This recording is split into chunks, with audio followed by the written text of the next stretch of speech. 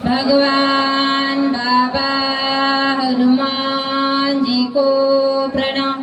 महान त्यागी बाबा जुमदेव जी को प्रणाम। परमात्मा एक। परमपूज्य परमात्मा एक सेवक मंडळ टिमकी नागपूर शाखा उमरेड अंतर्गत आज सालभट्टी या ठिकाणी 9वे हवन पार पडले आणि भगवंताच्या एका चर्चा बैठकीला सुरुवात झालेली आहे। या चर्चा बैठकीमध्ये सृष्टीचे विधाता स्वयं भगवान बाबा हनुमानजी उपस्थित आहे। बाबांना माझा प्रणाम। तसेच आपले सर्वांचे सद्गुरू महान त्यागी बाबा जुमदेवजी उपस्थित आहे। बाबांना माझा प्रणाम।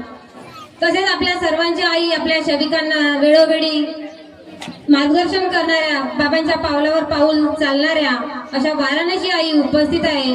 आईंना माझा प्रणाम। संपूर्ण मंच, संपूर्ण सेवक सेविका, बाळगोपाळ सगळ्यांना माझा नमस्कार।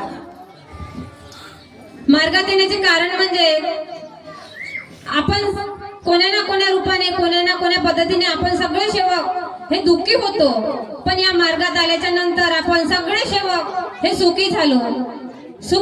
ज्या वेळेस आपण या मार्गात आलो त्यावेळेस आपल्याला खूप विश्वास होता की या मार्गामध्ये आपले दुःख दूर होते।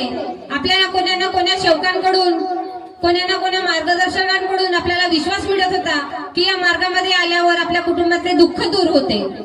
आणि खरंच झाले, सगळ्यांची झाली, माझी पण झाली। माझ्या पण कुटुंबामध्ये दारूचं व्यसन होतं, खूप काही दुःख होतं। आणि या मार्गात आल्याच्या नंतर अनुभव सुद्धा खूप सारे आले। छोटे छोटे एका शब्दापासून खूप सारे अनुभव आले। अनुभवाचा आपला पूर्ण सेवकांकडे पसारा आहे। तो एक अनुभव जरी आपण प्रत्येक सेवकांनी जरी आपापला एक अनुभव जरी सांगितला तर येणारा सेवक किंवा येणारा अनेक वेळा दुःखी जो असेल त्याला किती ते आपले दुःख ऐकून त्याला जे असं दुःखामध्ये राहण्याची जी शक्ती आहे त्याच्यामध्ये ती आपल्या या सुखामध्ये येण्याची त्याची वाटचाल होईल आणि या आपल्या मार्गाचा प्रसार वाढत जाईल। आपले अनुभव एक माईकवर जर सांगत गेले तर या गावामधील जे दुःखी लोक आहे त्यांना या आपल्या मार्गाचा अनुभव येईल।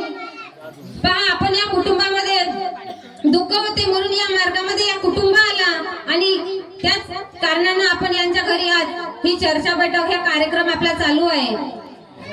आपल्याला मगाशी नाल्याच्या नंतर हवन कार्य झालं आणि पाऊस जोराचा आला तेव्हा आपण जयघोष केला, प्रणाम केला। का केला? कारण की आपल्याला विश्वास होता की हा निसर्ग राजा कुठेतरी थांबेल आणि आपला कार्यक्रम हा सुरळीतपणे पार पडेल। असाच आपला विश्वास या मार्गावर असताना सुद्धा आपण का सेवक चुकतो? म्हणून या मार्गामध्ये मी जास्त वेळ घेणार नाही, पण आपण फक्त चुकीची क्षमा जे आपले चुकलेले जे कामते वाक्य आहे ते जास्त राखून ठेवण्याच्या आधी फक्त आपण संध्याकाळची प्रार्थना करतो। ते प्रार्थना झाल्याच्या नंतर 2 मिनिट फक्त भगवंतापाशी बसा आणि आपल्या सकाळच्या विनंतीच्या वेळापासून तर संध्याकाळच्या प्रार्थनेपर्यंतचा जो दिवस पूर्ण आपला जातो तो दिवस आपण आपल्या स्मरणामध्ये घ्या की मी आज दिवसभरातून काय चुकतो, कुठं चुकतो, काय वाईट बोललो, काय वाईट चाललो, हे फक्त आपलं लक्षात आणा आणि तुरंत आपल्या भगवंताला, महान त्यागी बाबा जुमदेवजीला आणि मार्गदर्शकांना माफी मागा आणि आपलं पुन्हा कुटुंबामध्ये चूक होऊन आपल्यावर दुःख येणार नाही याची दक्षता घ्या।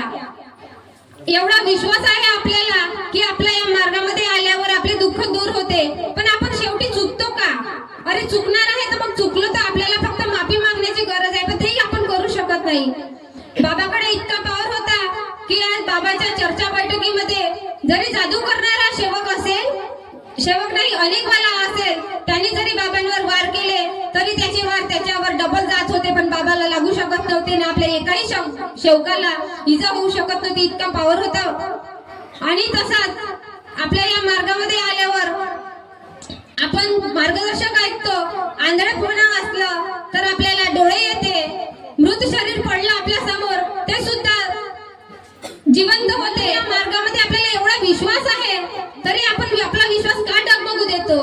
माझ्याही कुटुंबात माझे पती परमेश्वर, माझी मुलं आहे आणि आमच्या घरी जरी दुःख जरी म्हणलं किंवा ताप आला म्हणलं, बरं वाटत नाही म्हणलं तरी पहिले दवाखान्यात चाल म्हणतात, पण असे म्हणणार नाही की नाही आपल्याकडे भगवंत आहे, भगवंताचं पहिले तीर्थ घे नंतर दवाखान्यात जाऊ.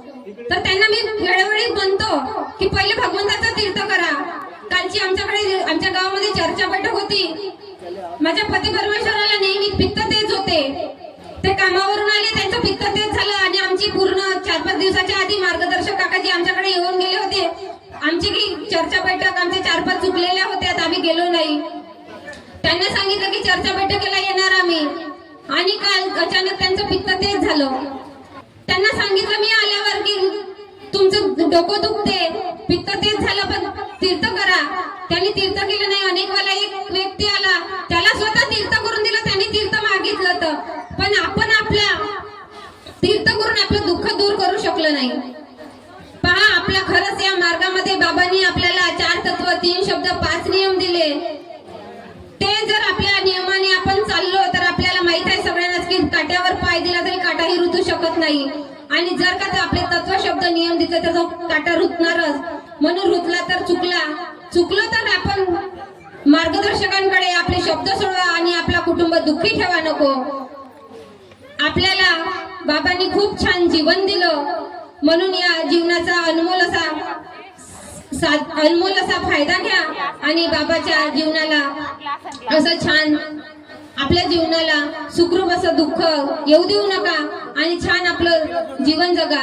म्हणून बाबांनी 4 तत्व, 3 शब्द दिले, हे मी पण पाळीन, तुम्ही पण पाळा. सगळ्यांना माझा नमस्कार.